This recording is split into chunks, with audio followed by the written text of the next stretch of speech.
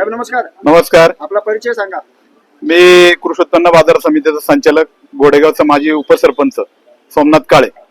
आज जर पाहायला गेलं तर आंबेगाव तालुक्यामध्ये माननीय दिलीपरावजी वळसे पाटील यांना एक भाग्यविधाता म्हणून म्हटलं जातं, पण त्यांचे विरोधक त्यांना म्हणतात ते भाग्यविधाता कसे काय.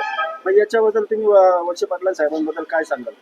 कसं आहे, तुम्ही पत्रकार मित्र आहेत, तुम्हाला ज्ञात आहे आणि सर्व तालुक्यातील जनतेला हे सर्व माहिती आहे.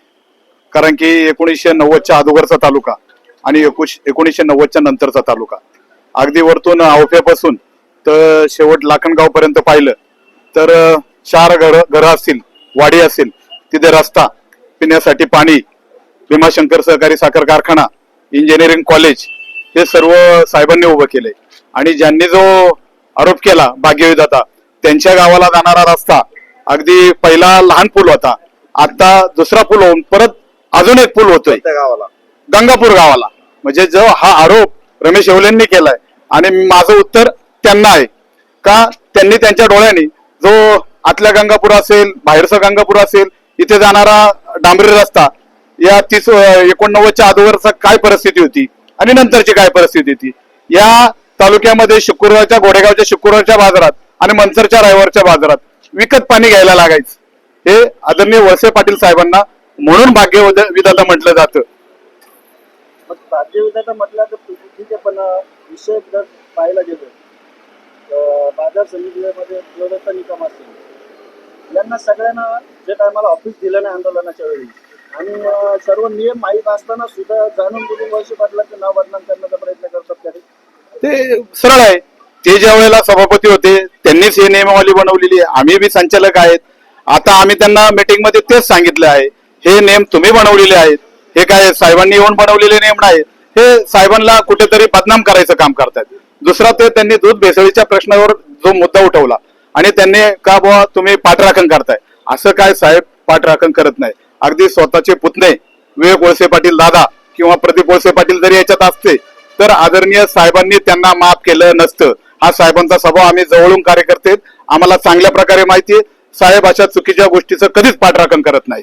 तरी पण म्हटलं जातं का साहेब कठोर पाऊल उचलत नाही, आरोपींसाठी कठोर पाऊल उचलत नाही, यासाठी साहेबांनी पुढे येऊन कठोर पाऊल उचलून प्रशासनाला याची. तुमचे कोण पत्रकार होते मला माहित नाही, पण पहिल्या मुलाखतीत साहेबांनी सजोड सांगितलं का ज्याने कोणी हा काही केला असेल त्याच्यावर कारवाई व्हावी आणि त्याच्यावर गुन्हे दाखल व्हावेत. हा साहेबांचं स्टेटमेंट आहे, हे तुम्ही पत्रकारांनाच माहिती आहे.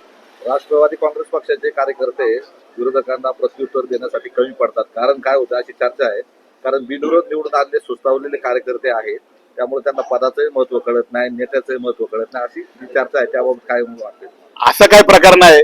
मूळचा साहेब ज्या वेळेला एखादा कार्यकर्ता कुठल्या प्रकारे काय बोलत असेल तर साहेबांना ते व्यवस्थित वाटत नाही, म्हणून तर पण साहेब उत्तर द्यायला का. आता माझ्यासारखा सुद्धा कार्यकर्ता भाग्यविधाता म्हटल्यावर आता जे रमेश येवले त्यांचं वय किती, त्यांची उंची किती, बोलतात कोणच्यावर, त्यांनी ज्याच्या त्याच्या पद्धतीने बोललं पाहिजे, हे आमची त्यांना सांगणं आहे.